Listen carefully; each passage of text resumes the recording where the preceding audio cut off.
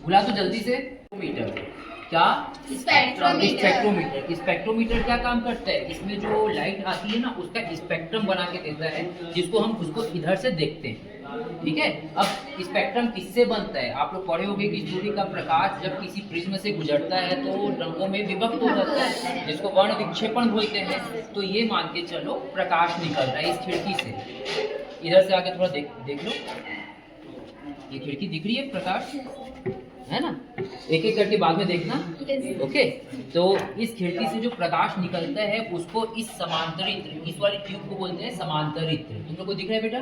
और पास आ जाओ इधर। इसको बोलते हैं समांतरित्र। क्या बोलते हैं? समांतरित्र। जो इस लाइट से प्रकाश स्रोत से आने वाले प्रकाश को क्या करता है? वो समांतर करता है। उस समांतर प्रकाश को प्रिज्म पर आपतित करते हैं। क्या कहते हैं? प्रिज्म पर आपतित करते हैं। लाइट आया, प्रकाश स्रोत, इसमें नियॉन लैंप लगी होती है या फिर हैलोजन लैंप लगी होती है।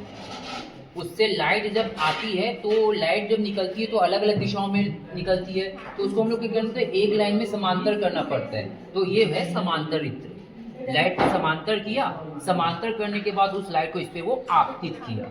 अब प्रिज्म को जब मैं इसके ऐसे रखूंगा अलग अलग इसमें, तो ये प्रकाश क्या होगा? यहाँ से और यहाँ से टकरा के दो भागों में विभक्त हो जाएगा। ठीक है, अब प्रिज्म का काम क्या होता है? वर्ण विक्षेपण करना। तो जब वो वर्ण विक्षेपण करेगा ना तो हम लोग को ना इसमें से, इसको दूरदर्शी बोलते हैं। ठीक है, टेलीस्कोप। ठीक, तो इसकी सहायता से हम लोग को ऐसे घुमा के ना देखना है कि 7 रंग हम लोग को कहाँ पे दिख रहे हैं। ठीक है, और वो 7 रंग जहाँ पे दिखते हैं तो तुम लोग वर्नियर और स्क्रू गेज पढ़े होंगे। वृत्तीय स्केल बहुत सारे प्रैक्टिकल करते हो तो स्केल बना रहता है। तो यहाँ भी स्केल बना हुआ है कि ये प्रकाश आपतित हुई, फिर आपतित होने के बाद कितने एंगल पे प्रकीर्णित हो गई, यानी वर्ण विक्षेपण हो गया। तो जहाँ पे हम लोग को ना अभी मुझे कुछ नहीं दिख रहा है, अभी कुछ नहीं दिख रहा है, जब थोड़ा ऐसे घुमाते जाऊंगा तो कहीं ना कहीं मुझे 7 रंग दिखेंगे।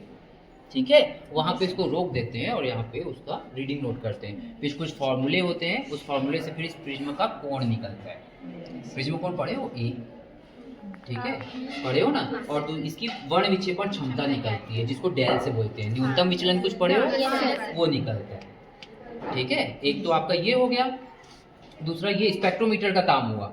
अब स्पेक्ट्रोमीटर को हटा दिए टेक्निकल, उसके बाद इसको बोलते हैं पोलेरोमीटर। क्या बोलते हैं? पोलेरोमीटर। ये इसको हिंदी में बोलते हैं ध्रुवण मापी। ध्रुवण मापी। जैसे कि इसको ना, इसके अंदर एक ट्यूब लगी रहती है, जो अभी नहीं है, तुम लोग निकाल लेना ट्यूब को। उस ट्यूब में ना शक्कर का विलयन डालते हैं। शक्कर को घोलते हैं पानी में और उस विलयन को डालते हैं। समझ आया? फिर बंद कर दिए। अब ये इधर रखा हुआ है, तो ये लाइट आएगी, इधर से अंदर जाएगी। समझ गए? इधर से अंदर जाने के बाद वो शक्कर के विलयन से होकर गुजरेगी। तो शक्कर का विलयन क्या होता है? तुम लोग पढ़े हो कि प्रकाश विद्युत चुंबकीय तरंगे होती है। और विद्युत चुंबकीय तरंगे कैसे होती है? ऐसे होती है। तो कुछ तरंगे ऐसे घूम सकती हैं। अगर विद्युत चुंबकीय तरंग ऐसे है, अगर उसे शक्कर के विलयन से गुजारा जाए तो वो थोड़ा सा ना, उस तरंग का जो तल है वो थोड़ा घूम जाता है। घूम जाता है मतलब पहले ऐसे चल रही थी, वो घूम के ना ऐसे हो जाएगी।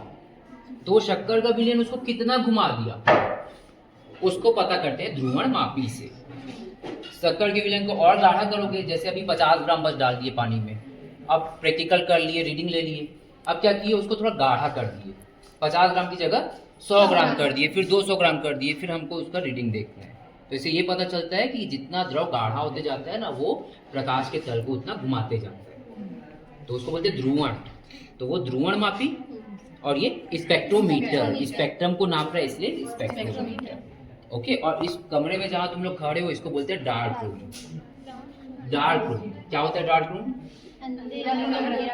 अंधेरा कक्ष। जो भी प्रकाश वाली, जैसे तुम लोग कोई थिएटर जाते हो, थिएटर गए हो कि नहीं कभी? पिक्चर देखने, तो जब कोई दरवाजा खोल देता है तो हम लोग को पर्दा अच्छे से नहीं दिखता, क्योंकि लाइट वाली चीजें जो होती है ना वो अंधेरे में ज्यादा अच्छे से दिखती हैं। तो ये स्पेक्ट्रम इतने वो रहते हैं, बारीक रहते हैं कि अगर हम लोग बंद खिड़कियों में पूरा डार्क करके देखें ना तो एकदम अच्छे से दिखेगा, ये लाल कलर, ये हरा कलर, ये नीला कलर। और ये नहीं होता तो वो इतना दिखता बट इतना क्लियर नहीं होता। तो डार्क रूम वह रूम है जहाँ पे प्रकाशिक उपकरणों के प्रैक्टिकल किए जाते हैं।